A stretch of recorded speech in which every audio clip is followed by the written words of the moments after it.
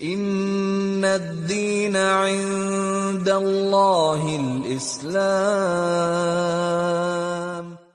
اسی طرح جو ہے اللہ رب العزت قرآن کو اگر ہم مطالعہ کریں تو مختلف مقامات پر آزمائش کو، ابتلا کرنے کو یا کسی آزمائش سے گزرنے کے تعلق سے تذکرہ کرتا ہے. یہ ہماری پیدائش کے مقصد کو بتاتا ہے کہ تمہیں اس لیے دنیا میں بھیجا گیا تاکہ تمہیں آزمائے کہ تم یہ کر کے آتے ہو یا وہ کر کے آتے ہو یا ایسے عمل کرتے ہو. تو گویا دنیا میں بھیجے جانے کا میرا اور آپ کا مقصد کیا ہے معلوم آپ کو؟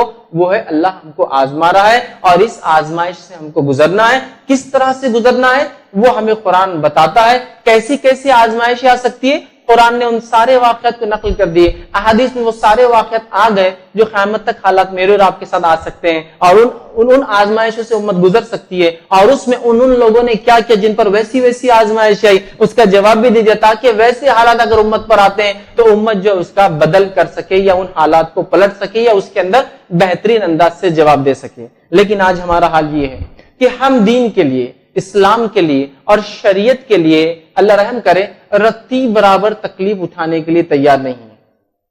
دین باقی سب کے لیے ہوگا. پڑوسی نے زمین لے لیا لہذا اس پر کیس کر کے مرتے دم تک وہ زمین لوں گا اور اگر مر بھی جاؤں تو بچوں کو وصیت کر کے جاؤں گا لڑتے رہنا اس کو لینے کے لیے. دنیا کا معاملہ چھوڑ کیسے سکتے ہیں، ہے نا؟ لیکن ایسا کبھی ہوا کہ دین کے لیے ہم نے کوئی چیز کی نہیں یہ کریں گے تو ایسا ہو جائے گا، یہ ہو جائے گا، فلاں ہو سکتا، یہ ہو سکتا، وہ ہو سکتا، فلاں اور پتہ نہیں کہاں تک سوچ لے رہے. اور آج امت کا یہ حال ہے، آج ہم لوگوں کا یہ حال ہے کہ اگر کسی دینی اجتماع میں بیٹھے ہیں تو پہلے بازو والے کو دیکھ لیتے پہچان کا دکھ رہا ہے کہ نہیں دکھ رہا ہے، تو پتہ چلا بولے میری تصویر پہنچ گئی وہاں جہاں نہیں پہنچنا چاہیے. ہاں اس لیے کہ دینی اجتماع میں بیٹھا ہوں، مسجد جاتا آتا ہوں تو ہر کسی کا ریکارڈ بنتا ہے، فلاں ہوتا ہے، یہ ہوتا ہے، وہ ہوتا ہے.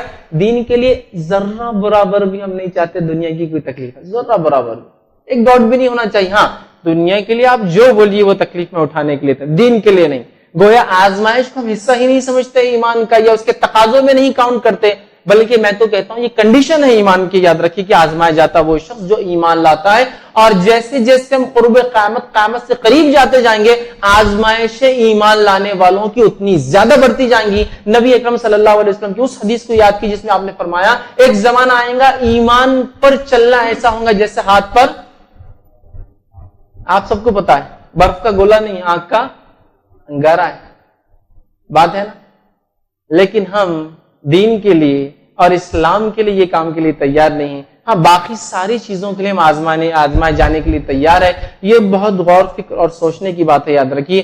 اور جب اللہ رب العزت مومن کو آزماتا ہے، دنیا کی تکلیفوں اور پریشانیوں میں ڈالتا ہے، تو نتیجتاً یہ ہوتا ہے کہ اس کا بدلہ بھی اسے دیتا بہترین. اور صحیح مسلم کی روایت ہے آپ صلی اللہ علیہ وسلم فرماتے اور کہتے ہیں مومن کا معاملہ بڑا عجیب ہے.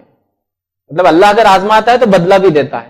مومن کا معاملہ بڑا عجیب ہے کہ اللہ تعالیٰ اگر اسے کوئی نعمت دیتا ہے تو وہ شکر ادا کرتا ہے، یہ اس کے لیے خیر ہے. اور اگر اسے کسی چیز کے آزماتا ہے مطلب اس کو کوئی چیز تکلیف دیتا ہے جس پر وہ صبر کرتا ہے اور وہ صبر کرتا ہے تو یہ اس کے لیے خیر ہے. اور یہ معاملہ مومن کے علاوہ اور کسی کا نہیں ہے کہ اگر اللہ اس کو فراوانی دے دے، سہولتیں دے دے، نعمتیں دے دے تو وہ شکر ادا کرتا ہے، یہ اس کے لیے خیر ہے. اور تکلیف پہنچا دے اور کوئی مصیبت دے دے، کوئی آزمائش میں مبتلا کر دے تو وہ اس پر صبر کرتا ہے، یہ اس کے لیے خیر ہے. اور یہ معاملہ مومن کے علاوہ دوسروں کا نہیں، مطلب ایمان والوں کے علاوہ دوسروں کو یہ اجر اور یہ ثواب نہیں ملتا جو ایمان والے کو ملتا ہے. ایمان لانے کی وجہ سے وہ نعمت کا شکر ادا کرتا ہے اور اگر ایمان لانے کی وجہ سے تکلیف آتی ہے تو اس پر صبر کرتا ہے. تو یاد رکھیے یہ بڑا عجیب معاملہ ہے مومن کا، اس کو دونوں ہی اس میں فائدہ ہے. مطلب اس کے لیے اچھا ہو بھی تو فائدہ ہے اور ظاہری اعتبار سے کچھ برا ہو تو سمجھ، ظاہری اعتبار سے چونکہ آزمائش ظاہری برا دکھتا ہے لیکن اس کے بہت اچھے